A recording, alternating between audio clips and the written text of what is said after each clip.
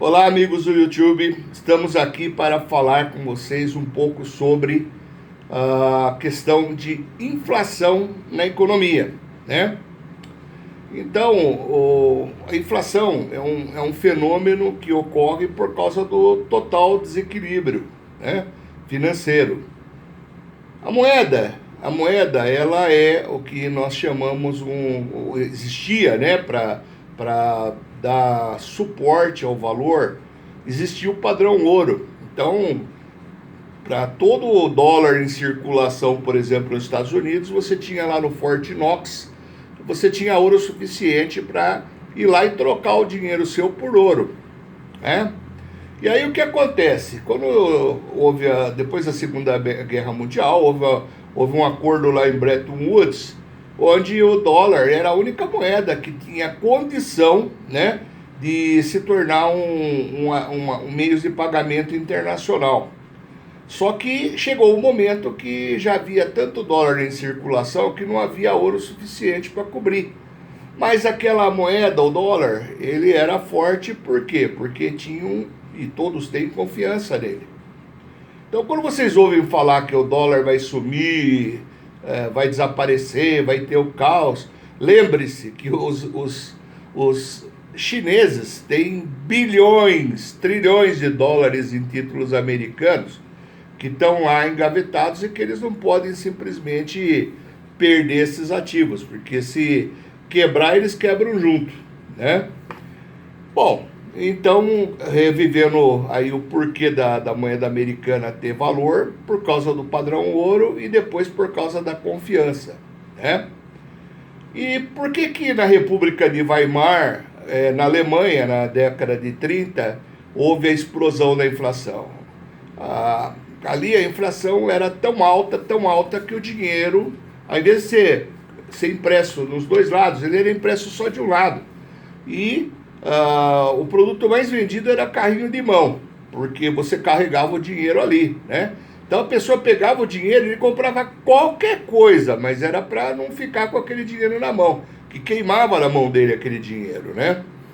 E então o que ocorre? A Alemanha, ela conseguiu sair desse caos, conseguiu ancorar a moeda, né? Estabeleceu o equilíbrio entre a produção e os meios de pagamento. Você tem lá o M1, M2, M3, M4, M5 com meios de pagamento, né? E você não pode estar mais líquido, não pode emitir mais moeda se você já tem um meio circulante que é adequado às transações que são feitas. Para isso, você precisa ter, logicamente, um sistema bancário muito bem definido, com informações macroeconômicas que te permitam o controle dos meios circulantes, né? Então, a Alemanha conseguiu se reconstruir. Eu tive uma experiência, né? Uma experiência muito interessante que foi isso. Vocês estão vendo isso? Pacotes e pacotes de moeda do Brasil que perderam valor. Então, como que surgiu isso daqui para mim? Isso aqui surgiu de um parente de um senhorzinho, né? Eu comprei essas moedas do herdeiro, né? Então, um senhorzinho, ele começou a guardar esse dinheiro e ele não sabia que o dinheiro se corroía, perdia valor se não fosse investido. Eu vivenciei uma inflação de 90% ao mês, o que equivale a 3% ao dia. E nós tínhamos um mecanismo chamado overnight, que era um mecanismo de indexação. Ou seja, se desvalorizou 3% no dia, aquele mecanismo talvez se aproximasse 2,8%, às vezes até mais, dependia muito de uma situação de liquidez do mercado. Então, quem tinha muito dinheiro, perdia, né? Ele tinha que constantemente receber e já aplicar o dinheiro. Tanto que você tinha contas no banco que eram remuneradas. Então, esse senhorzinho, ele economizou a vida toda. Veja aqui, nós temos as notas aqui que eu tenho aqui centenas delas, né? Notas que tiveram um valor expressivo. Aqui nós temos aí notas de valor de 500 mil, 100 mil, né? Na época tinha o seu valor, mas o que acontece? Elas não foram indexadas, elas não foram mantidas num depósito num banco que conseguisse manter o valor de compra dessas notas. Então, isso eu vivenciei lá pelos anos 80 para 90, né? Até que em 94 houve um plano no Brasil que indexou a moeda, e aí nessa ancoragem, nesse sistema, a moeda começou a recuperar valor e já tinha uma paridade de 1 por 1 com o dólar, né? De repente foi a época que o Brasil teve a moeda mais forte, porque tinha uma paridade de igualdade com o dólar, mas foi perdendo valor naturalmente por causa das condições. Mas, então, o que ocorre? Por que surge o fenômeno inflação, né? O fenômeno inflação surge do descontrole. Então, você precisa ter todos os dados macroeconômicos para que você possa administrar os meios de pagamento. O M1, M2, M3, M4, M5. E você ter uma produção que seja que seja suficiente para abastecer o mercado, ou que você possa importar produtos, né? Você possa equilibrar o mercado. Então, a inflação é um desequilíbrio. Às vezes é em função de excesso de liquidez no mercado, porque libera o depósito compulsório de bancos, imprimem dinheiro, que é pior de tudo, né? Quanto mais se imprime dinheiro, mais perde valor. Por quê? Você tenta imaginar, você tem numa cidade ali o meio circulante de 1 milhão e gira ali 1 milhão de mercadorias, né? De repente você passa a ter, por impressão de dinheiro, imprimiram mais 500 mil, você tem 1 milhão e 500 mil. E você tem o mesmo 1 milhão de valores em mercadorias. O que vai ocorrer é que provavelmente eles vão querer cobrar mais por causa da disponibilidade de mais moeda no mercado, muita liquidez, né? Então, quando você tem principalmente concorrências imperfeitas, surge isso. Eu, pessoalmente, sou super favorável a que acabem com esses oligopólios, né?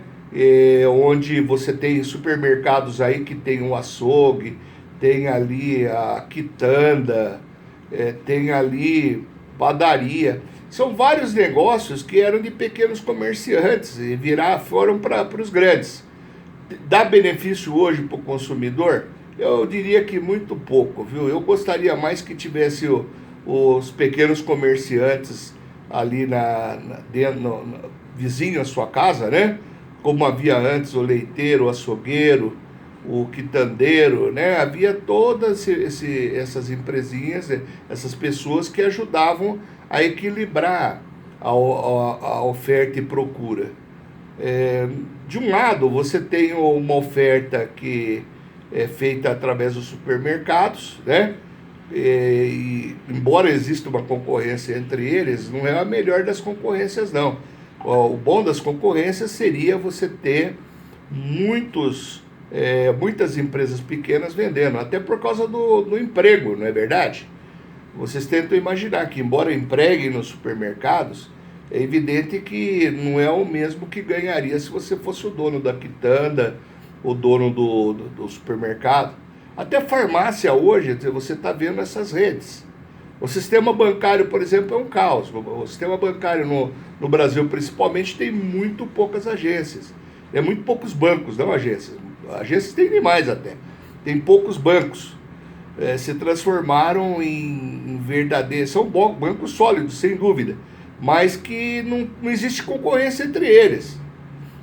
Tudo que eles inventam não é para te ajudar, vai ser para criar problemas para você. Cria o cadastro positivo, que eles avançam lá 10, 15 anos atrás, ali pegando informações do seu pai, da sua mãe, do seu irmão, e vão lançar ali na tua conta, entendeu?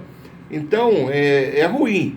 Agora, o Open Banking, que quer ter informações de todas as contas que você tem.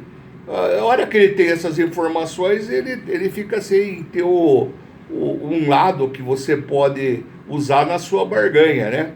Na verdade, não é isso que ocorre. O sistema bancário é realmente danoso da forma como ele está hoje. Nós precisaríamos ter, no mínimo, uns 4 mil bancos operando para que tivesse uma concorrência ideal para que a taxa de juros fosse mais baixas. Hoje, no mercado, a taxa gira para financiamento sem ser consignado, ela pode variar de 4, 5 a 20% ao mês. Né? A mesma coisa da época de inflação. E olha, os critérios para concessão de crédito são muito complicados. Você tem empresas que calculam score e calculam mal, como o Serasa, né? Qualquer um coloca lá e o Serasa faz com que você fique meio que refém de uma informação lá, por exemplo, de uma dívida que caducou. O Serasa vai e coloca, entendeu? Poderia colocar? Eu acho que não poderia, não deveria colocar. Mas, infelizmente, isso ocorre. Então, continuando sobre essa questão da inflação, eu vou me aprofundar um pouco mais sobre o equilíbrio econômico, né? A nível de moeda e a nível de mercadoria, de demanda. Demanda efetiva, não é a demanda que você tem por coisas que você nem está preparado para comprar. Ok? Obrigado, um abraço a todos. Peço que se inscrevam no canal, principalmente para o crescimento desse canal.